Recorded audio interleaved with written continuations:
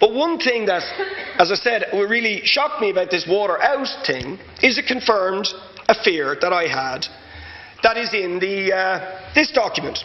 I don't know if you've read it, Minister. Have you read this Irish Water document?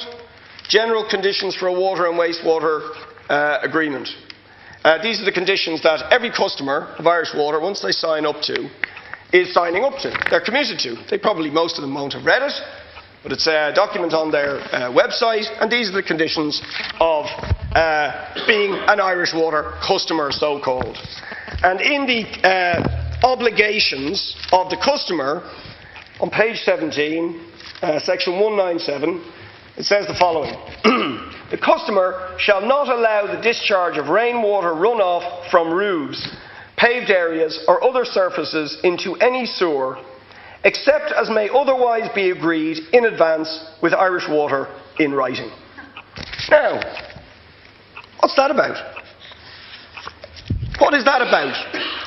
Why would Irish Water require a written agreement, and everybody who is an Irish Water customer will be giving a commitment to do this, demanding a written commitment that if they have water running off the roof or the windows or the paving stones going into the wastewater system, that they require the written agreement of Irish Water for it. What is that about? I'd like the Minister to explain that. Well, I'll tell you what I think it is about, because this is what happened in Detroit, and it's what happened in Bolivia. That because the charges are for water out as well as water in, if people, in an effort to save their bills, the cost of water in, start to harvest water, but that water goes back into the wastewater system, they won't be rewarded for water conservation and using less of the treated water that is coming in. They will be charged for it. And the charges in Detroit were more expensive for water out than water in.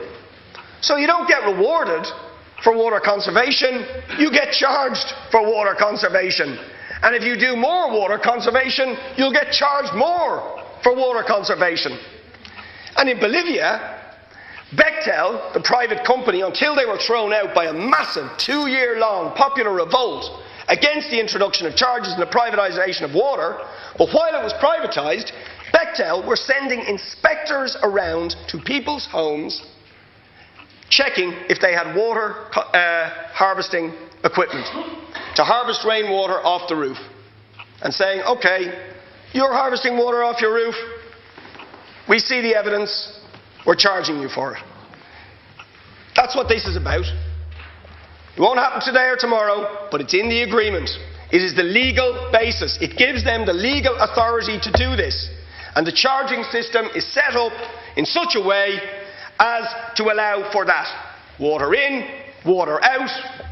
Must have a written agreement from Irish Water for any water out that you harvest yourself from the sky. So, it's not just the treated water, it's the water from the sky that they will be charged for.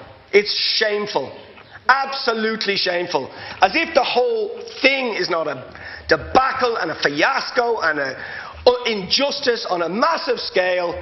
This as well, to add to it all. And please don't give us any fake assurances, because that's what's happened everywhere else. And I've been studying the agreements. They have these documents. You probably cut and paste this from other international models. I'm sure you did. Because I looked at the wording of all these other private water companies in America, in other parts of the world. The wording is always the same. It's always the same. They literally cut and paste the wording. So there is a model for privatisation and charging which is being pursued by multinational corporations all over the world, and that's the Irish Water model too. Regardless of any assurances and promises and so on from a government whose credibility on promises is threadbare. So, Minister, yet another shocking aspect of what this is all about, and another reason why people are so right to resist it.